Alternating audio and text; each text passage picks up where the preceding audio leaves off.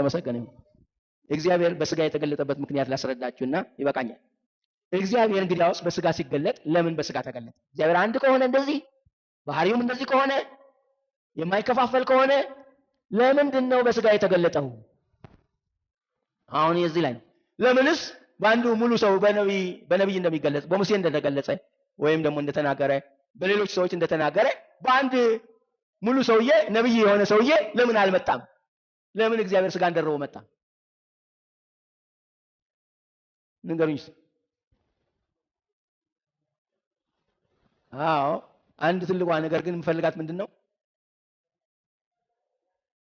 ሌላ የምፈልጋት ነገር አለች። እስቲ በሉ አይዟችሁ ሞክሩ። አዎ ግን ከራሱ ጋር ከአንድነቱ ጋር የተያያዘ ነገር ይኸውላችሁ። ለምሳሌ አንድ ሙሉ ሰው ስንት ምን ነገር አለው? ነፍስ፣ መንፈስ ወይም መንፈስ፣ ስጋ እና ደም ነው ያለው አይደል? ሙሉ ሰው የሚባለው ይሄ ነው። እግዚአብሔር ሁለት መሆን ስለማይችል በስጋ ተገለጠ። ሁለት መሆን ስለማይችል ስጋን ብቻ ነው የደረበው። አሁን እግዚአብሔር እንግዲህ መንፈስ ነው፣ ስጋ አለ፣ ደም አለ፣ ሙሉ እግዚአብሔር ሰው ማለት ነው። እግዚአብሔር ሰው፣ እግዚአብሔርና ሰው ሳይሆን እግዚአብሔር ሰው። አሁን ይሄንን ነው ዋናው ትልቁ ለዓለም ችግር የፈጠረበት። እግዚአብሔር ስንት ነው? አንድ። ታዲያ ኢየሱስ ማን ነው? ታዲያ መንፈስ ቅዱስ ምንድን ነው እንዴ? ታዲያ ምንድን ልትሏቸው ነው እንዴ? መንፈስ ቅዱስ ራሱን የቻለ እግዚአብሔር፣ ወልድ ደግሞ ራሱን የቻለ እግዚአብሔር ይላል። እግዚአብሔር ግን ምን አለ? እግዚአብሔር በስጋ በሏኝ ወሲ በስጋ ነው በሰው ነው? በስጋ። ስለዚህ እግዚአብሔር ራሱ እግዚአብሔር ሰው ሆኖ በስጋ ተገለጠ እንጂ በአንድ ሌላ ነብይ አልተገለጠም።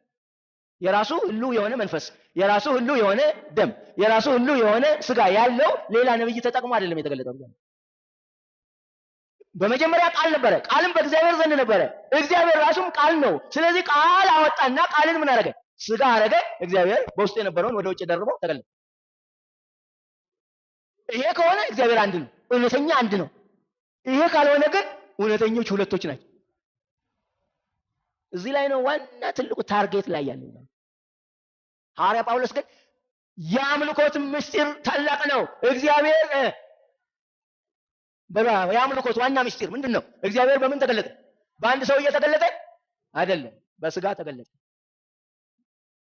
ይሄ ነው ዓለም ጠፍቶት ተቸግሮ ሁለት እግዚአብሔሮች እየፈጠረ ሶስት እግዚአብሔሮች እየፈጠረ ችግር የፈጠረበት። በዚህ ምክንያት አንደኛ ጢሞቴዎስ ምዕራፍ 3 ቁጥር 6 እግዚአብሔርን የመምሰል ምስጢር ያለ ጥርጥር ታላቅ።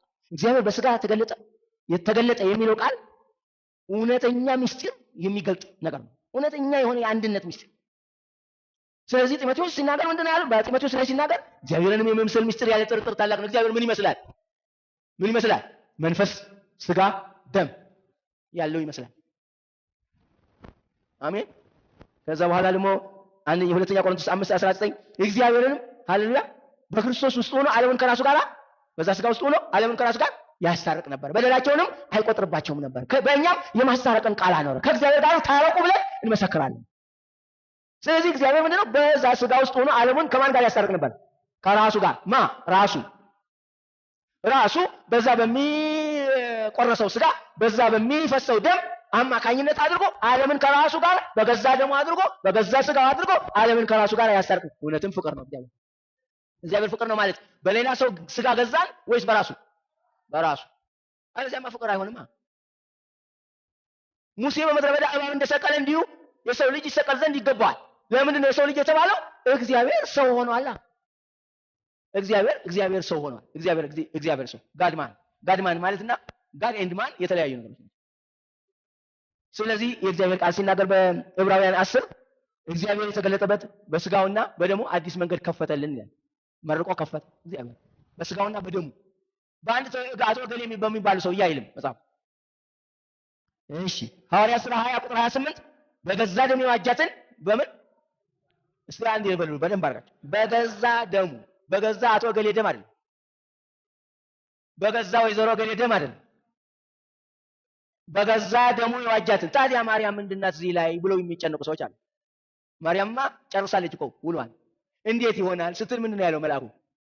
አይ ሌላ ነገር ነው የሚገባውና ትጨነቂበት፣ ለእግዚአብሔር የሚሳነው ነገር የለም ብሎ ተስማምቷል እኮ። ማርያምና ኢየሱስ ተስማምቷል። ሰው ነው ያልተስማማ። አንስማማም ያለው ሰው ብቻ ነው። እንዴ ባዮሎጂካል ተርም አለ ወንድም። እንዴ 23 ክሮሞዞም ከሷ 23 ክሮሞዞም ከማን እንዴት ሊሆን ይችላል? ባዮሎጂካል ተርምስ እዚህ ውስጥ መጠቀም አይቻልም። ይሄማ ባይሆን ኖሮ የእግዚአብሔር አንድነት ምስጢር እውነተኛ አምላክ ይሆን አንተን የላከውንም ኢየሱስ ክርስቶስን ያውቁ ዘንድ እቺ የዘላለም ሕይወት ነው። እቺን ምስጢር ማወቅ የዘላለም ሕይወት ነው። እቺን ምስጢር አለማወቅ የዘላለም ጥፋት ነው። እቺን ነገር አትርሱ።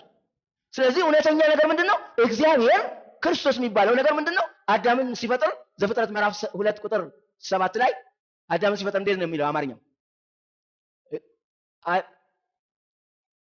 እግዚአብሔር አዳምን ከምድር አፈር አበጀው፣ ሰውን ከምድር አፈር አበጀው። ሰው የሚባለው እንግዲህ የትኛው ነው? የምድሩ አፈሩ ነው እንጂ እፍ ተብሎ እስትንፋስ ከገባበት በኋላ ያለው አይደለም ሰው የሚባለው ብሏና መጽሐፍ ቅዱስ። አስተውሉ፣ ስሙ።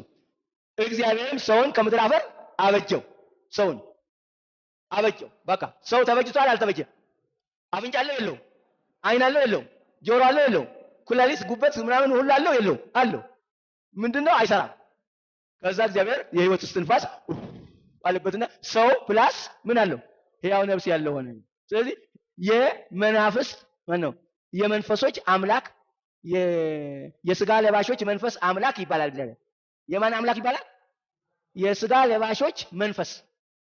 የመንፈሱ አምላክ እንጂ የስጋው አይደለም። ስጋና ደም የእግዚአብሔር መንግስት አይወርሱም። ስለዚህ እግዚአብሔር ግን የራሱን ስጋ ሲያዘጋጅ የሚወድቅ ነገር አይደለም የሰራው። ምንድነው ያደረገው? ቃሉን ስጋ አደረገ እግዚአብሔር። ከዚያ በኋላ እሱ ሲዋሃደው ደምና መንፈስ ያለው ሆነ። ማነው? መንፈስ ያለው ሆነ፣ ደምና ስጋ ያለው ነው። ከዚያ በኋላ በእግሩ መሄድ ጀመረ። ከዛ በኋላ በእኔ የሚያምን በላከኝ ማመኑ ነው እንጂ በእኔ አይደለም። እኔንም የሚያይ የላከኝ ነው ያላል። ግልጽ አይደል? እኔንም የሚያይ ማንን ያያል? ስለዚህ የእግዚአብሔር መልክ ቆርጠው ሰዎች የሌላ ሰው መልክ ቢያደርጉ ኃጢአት ነው? ኃጢአት አይደለም? ኃጢአት ነው።